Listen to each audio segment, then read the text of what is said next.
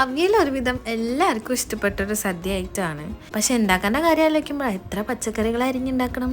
നന്നായിട്ട് അടിങ്ങനുള്ള പാത്രത്തിൽ ഉണ്ടാക്കുകയായിരിക്കും നല്ലത്.